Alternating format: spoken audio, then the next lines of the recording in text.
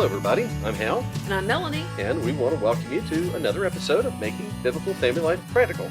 Well, our family life right now is pretty awesome because we are broadcasting from the lake.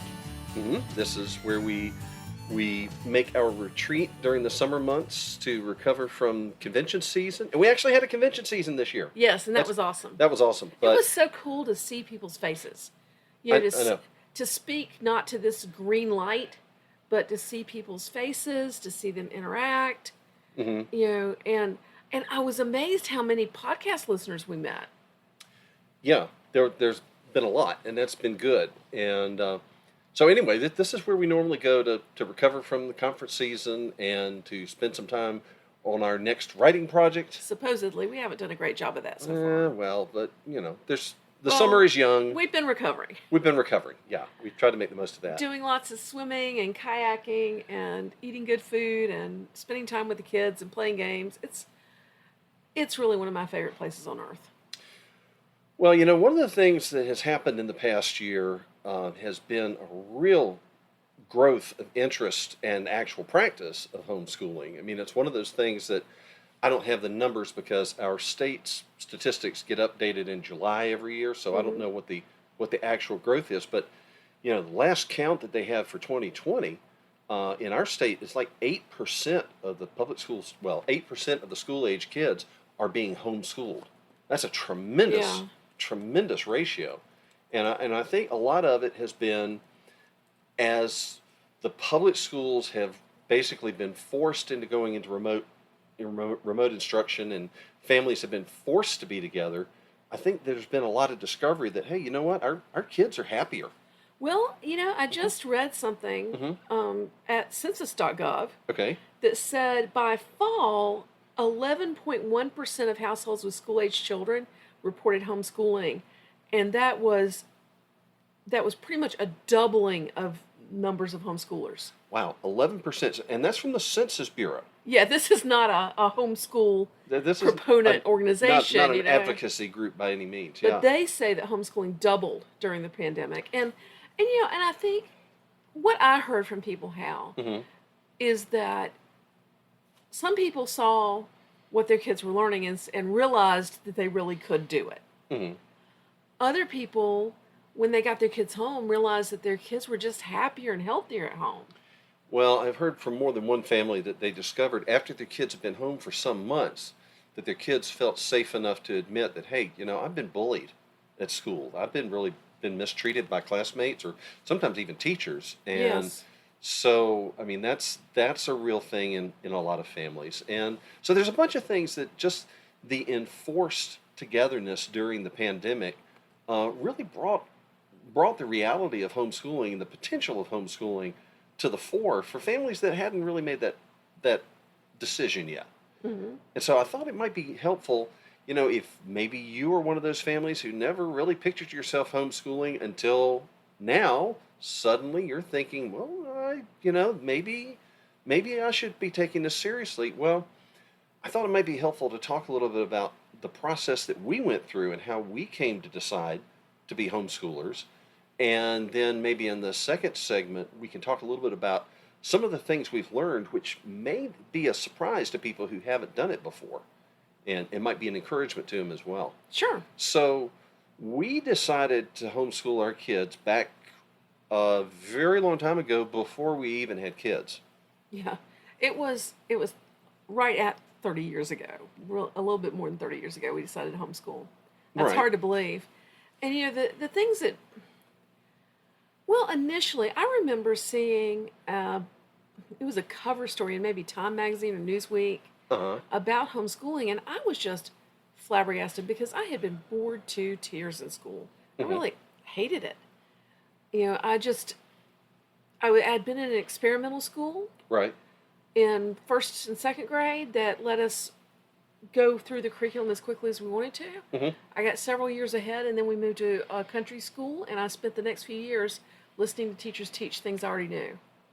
It was awful. Wow. It was really awful. Well, I'd never been really exposed to the idea until my last 2 years in college. There was a young couple in our church that was homeschooling, and at the weekly prayer meetings, it was a lot a lot of, hey, pray for us. We're going to go meet with the superintendent. This one, we got to do this paperwork. No, we need your, prayer for this. And that's back when a lot of states were not really comfortable places to homeschool, and there was a lot of regulations, a lot of jumping through hoops and things, which in the past 30 years has been cleared up in so many places. It's become so much simpler Well, to homeschool in so many states since that time. let's say this clearly. Yes. It is now legal to homeschool in every single state in the United States And and that- in most foreign countries. That was not true back when we first started. No, it wasn't, but It was it's it was true legal now. where we were, but I was in the Air Force at the time, and we thought, you know what, I could very easily be transferred to Nebraska, where they weren't even really comfortable with private schools, let alone homeschools. Yeah, that really surprised me. Yeah, and California was still saying, hey, this is illegal, and they were still prosecuting parents and things. Well, that's been those worst cases have been cleared up, and so it's much easier to homeschool now. The decision is not quite as fraught from a legal standpoint as it was when we decided back then. But Yeah, it's a lot easier Mhm. now, but you hear the same questions. I hear people say, "Is it legal? Yeah, What it's about legal. socialization? Can they get into college?" Right. And the same things that we heard 30 years ago, only now the answer is abundantly clear. Yes, it's legal. Yeah. Socialization is a whole lot healthier in homeschooling because they're interacting with all different ages in a more natural way, just like you do in your real life. Well, when we first started homeschooling, most homeschoolers either were doing it because they wanted to give their kids a distinctively religious based education. It wasn't necessarily Christian, but they wanted to teach the children their own beliefs and values, or they were trying to give them a different pedagogical approach. They wanted to give them a different educational experience. But that was back then. Now, more and more and more people are saying, I don't like the peer grouping in our schools. I don't like the safety or the lack of safety in our school systems. They're thinking more of their children's safety than they were necessarily about their education or about their moral instruction. So that's been a shift over the past few decades, and so I think that's probably is underlying a lot of families who are new to homeschooling now or are thinking about homeschooling. That, hey, my kids were so much happier when they were out of that socializing Yes. environment. I'd like to continue to see my child growing as a happy child, not one that's feeling persecuted. And I think they realize that you can better prepare your children for the social interactions of adulthood Hmm. out of the school system. Hmm. I think the things that really drove us Right. to decide to homeschool Hmm. were we wanted to be able to disciple our kids. Yeah.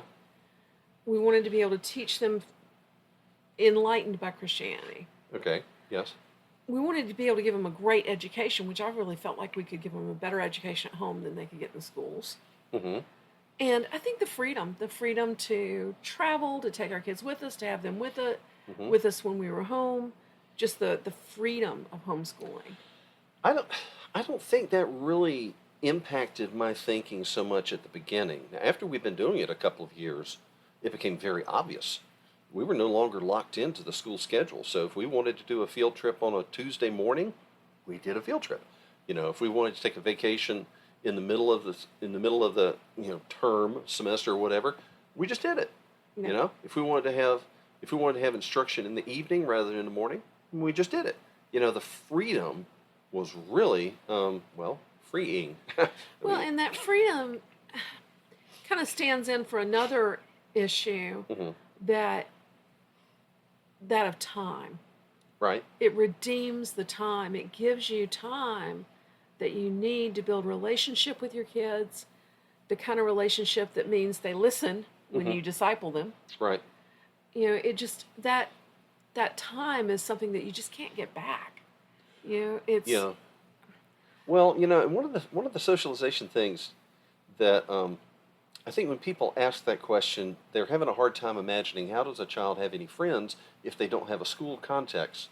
But part of that socialization, because I came through the public school system, you did. Part of that socialization was this idea of, well, I have my school culture, and that's important to me, and then I've got my home culture, but the school really has a bigger influence on my day-to-day life as a child.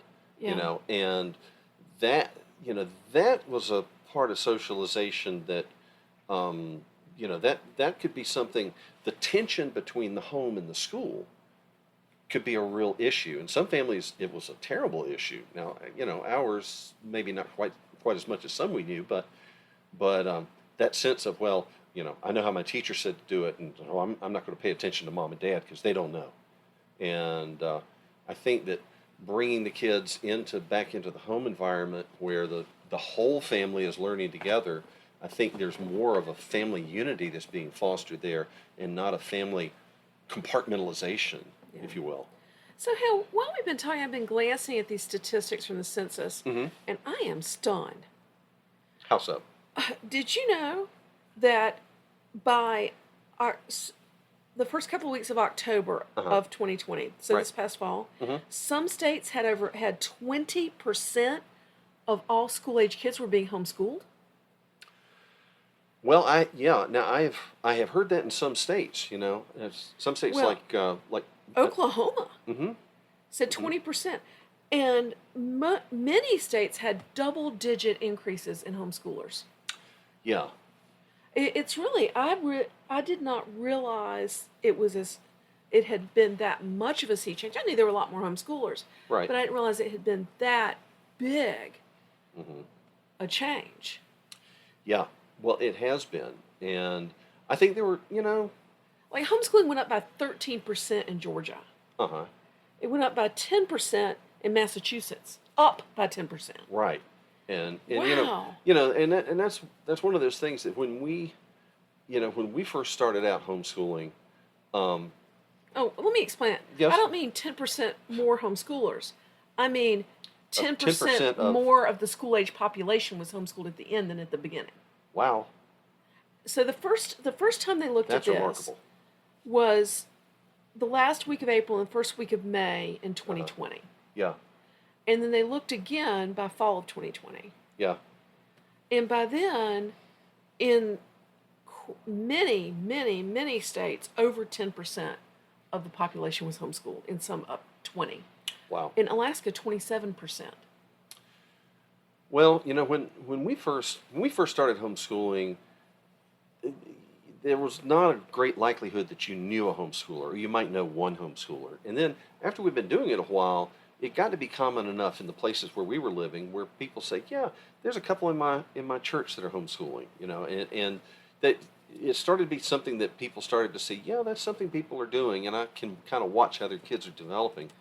And now I think it's gotten to that point where it's people that had kind of been on the bubble. Yeah. They sort of were forced to have their kids at home and get used to this idea of the children being at home instead of getting on the yellow bus every morning and you don't see them again until dinner time, kind of thing. But I think that this whole experience during the pandemic has been the nudge that a lot of people needed. Oh, I heard so many moms say, Uh, I've really been feeling like we probably ought to be homeschooling, and I've been feeling convicted about it, and then the Lord just sent them home, and what was I going to do? well, it's kind of like it's kind of like you're going through this whole thing with the shutdowns and all, and say, well, what did you see? What were the big things that you saw that recommended the school system? Well, the kids got to make lots of friends, but they're not around their friends today, because they're on Zoom calls, and our kids are getting to interact with these teachers, but it's all being on Zoom, and they got these extracurricular activities, but they've all been canceled, and Yeah. it's like, so what is left of this whole structure that you were really admiring here, that you really were thankful for, and then suddenly you realize, what, there's other things out there than just the society of schooling that we may be familiar with from our own experience. And so I think that this has been a great opportunity, and I think it's been a good thing for a lot of families to kind of sit back and say, well, what is our goal? What are the goals we have for our kids? Well, in the next segment, I'd like to talk about how homeschooling is different, ended up being different than we expected, and is different than a lot of people expect. I think that's a great idea, and I think we ought to go into that because there's a lot of things that you may have an idea of what homeschooling looks like, but it may not be as complete as you might think.